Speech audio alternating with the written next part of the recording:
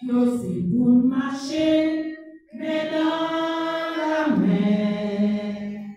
L'homme temps pas fait pour guérir.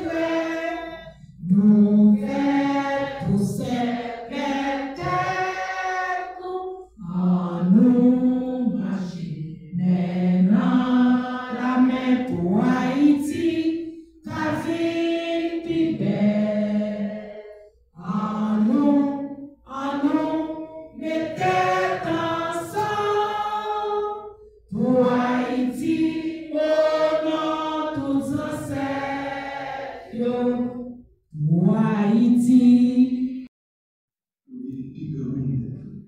Donc, l'alphabétisation, c'est une forme d'émancipation sociale qui est capable de mener une forme d'émancipation économique et culturelle. Et pour y aller, nous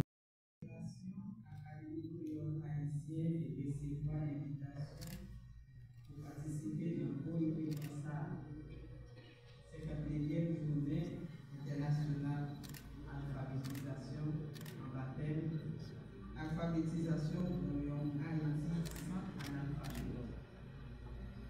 Je dis à notre académie, m'a félicité l'éducation nationale, la formation professionnelle, UNESCO, nouveau secrétaire d'État pour l'alphabétisation, à toute équipe qui entrait dans une grosse bataille pour toute petite personne arriver qu'on lit à qu'on écrit.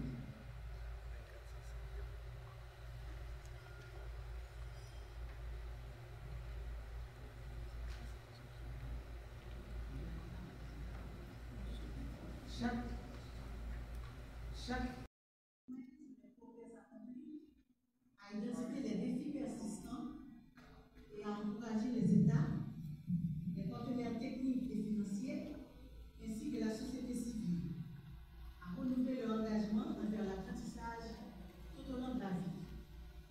À l'échelle mondiale, des millions de personnes, enfants, jeunes et adultes, continuent de vivre sans les compétences de base en lecture, écriture et calcul. Or, ces compétences sont indispensables pour exercer pleinement ses droits, accéder à l'information, anticiper à la vie économique et citoyenne et saisir les opportunités offertes dans une société en constante mutation. En 2025, dans un monde profondément transformé par la numérisation des échanges, des connaissances et des pratiques sociales, le terme retenu par l'UNESCO, promouvoir l'alphabétisation à l'ère numérique, met en évidence les tensions entre inclusion et exclusion. D'un côté, les technologies numériques peuvent exacerber les inégalités d'accès à l'information et à l'éducation. De l'autre, elles représentent une formidable opportunité pour moderniser les méthodes d'enseignement, diversifier les supports d'apprentissage et élargir les publics touchés, y compris dans les zones difficiles d'accès. En Haïti, la question de l'alphabétisation demeure un enjeu de société majeur. Malgré de nombreuses initiatives publiques, communautaires et internationales déployées au cours des dernières décennies, une proportion importante de la population adulte reste toujours en situation d'analphabétisme ou de faible littératie. Cette réalité touche particulièrement les femmes, les habitants des zones rurales, les jeunes déscolarisés et les adultes vivant dans la pauvreté.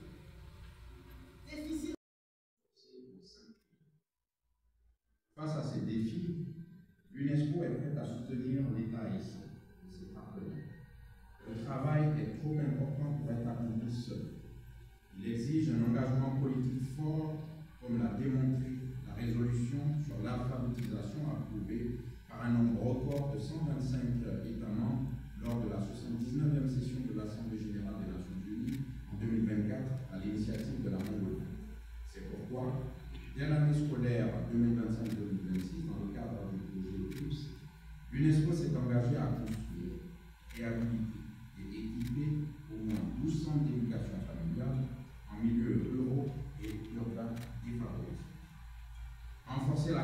moitié des CEF publics existants qui accueillent des jeunes femmes et filles sans diplôme. Ces centres joueront un rôle crucial dans la réduction des inégalités et la prévention des risques liés à la pauvreté. Ils favoriseront l'autonomisation économique et sociale des femmes et auront un impact durable sur leur communauté. De plus, nous sommes prêts à soutenir l'extension des programmes d'éducation accélérée à travers les centres du soir et les structures informelles. Mesdames et messieurs, l'alphabétisation est le fondement de toute transformation sociale, économique et culturelle. C'est ce point qui mène du savoir à la liberté, de la dignité à l'action. Comme l'a si bien dit Kofi Annan, l'alphabétisation est un pont qui mène de la misère à l'espoir. Aujourd'hui, l'espoir d'un avenir meilleur pour Haïti passe par la détermination à surmonter les obstacles de l'insécurité pour garantir le droit fondamental à l'éducation. En cette journée internationale, l'UNESCO lance un appel à un engagement mondial renouvelé. Assurons-nous que chaque enfant et chaque adulte. Bureau secrétaire d'État alphabétisation, recevoir nous là, dans l'espace qui est aménagé pour ça, dans le cadre de la 59e journée internationale alphabétisation. Pour nous-mêmes dans le bureau, gagner 3 dates qui sont pour nous des moments pour ne pas arrêter dans le silence. C'est journée Jodia, 8 septembre, journée internationale d'alphabétisation. C'est 28 octobre, journée internationale langue créole à petit créole. C'est 21 février, journée mondiale langue maternelle. L'alphabétisation du OA, c'est des moments où nous prenons engagement pour nous dire ça qui travaille nous et comment on a réalisé. C'est dans l'année 1967, nous sommes rappelés là.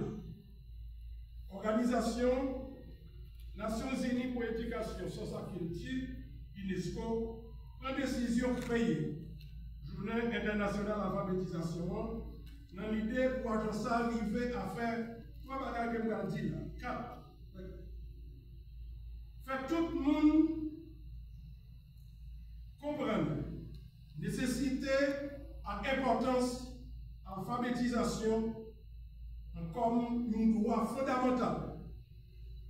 Tout le monde gagne pour qu'on lit et écrit, quel que soit le sexe, quel que soit l'âge et même l'origine sociale. Deuxièmement, faire tout le monde comprendre l'importance de l'alphabétisation gagnée, le développement durable, toute. C'est une vision à long terme, une promesse faite aux générations futures, une exigence de justice sociale que nous ne pouvons plus différer. Alphabétiser pour une Haïti sans analphabète, c'est bâtir une nation où chaque femme, chaque fille peut rêver sans entrave, agir sans peur et contribuer pleinement sur un pied d'égalité avec les hommes ou la construction d'un avenir meilleur. C'est faire de l'éducation un droit réel, pas une faveur. Et c'est dans cet esprit que nous saluons avec fierté la publication dans le Moniteur du projet de révision constitutionnelle consacrant enfin le principe de parité. Cette reconnaissance marque un tournant historique pour les droits des femmes en Haïti. Désormais, l'État haïtien s'engage formellement à garantir une représentation équilibrée entre les femmes et les hommes dans toutes les sphères de décision publique. Mais cette parité ne doit pas rester symbolique. Elle doit se traduire en actes, en chiffres, en politique concrète. Et cela commence ici, par le droit à l'alphabétisation des femmes haïtiennes dans toutes les régions du pays. Ce n'est pas seulement dans la République portugaise, dans toutes les régions du pays. Ce n'est pas un simple objectif éducatif. C'est un investissement fondamental pour investir dans le monde. Et d'accord, sans vous activité de l'État. Il faut un investissement collectif, national. Pour qui ça peut investir dans le monde? Donc, alphabétisation, c'est un investissement. Il faut mettre de l'argent. Si vous avez un peuple comme un pauvre, il faut de temps en temps l'on songer, ils font des campagnes. Ils me disent que vous avez alphabétisé, parce qu'on va mettre dans la main, il va là-dedans. Alphabétiser, c'est un processus. Son projet politique, son projet de société, son projet économique. Donc, une communauté, vous voulez le faire en avant, il faut tout le monde qui a servi d'elle. C'est ça qui permet de nous émanciper. Vous allez travailler, vous allez intégrer, vous allez voter. Question d'alphabétisation, on a célébré aujourd'hui là, et pas nous seuls qui appellent le monde. Il faut que les États soient capables de ça. Tout le pays appelle. On a parlé de sud global.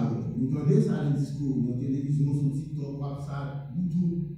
On a parlé de sud global qui regroupe ensemble pays qui ont des leaderships, le Brésil, la Russie, l'Inde, l'Afrique du Sud et les autres. On y a pété quelque chose. Mais dans ce global là, question d'alphabétisation à faire. Je dis, nous avons près de 771 millions de monde, donc en majorité de femmes actifiques, qui n'ont pas quelle compétence dans ce global là. Par exemple, moi-même, j'ai près de 40 ans à étudier la Chine. Les messieurs ont fait révolution en 1949, Mao. La Chine est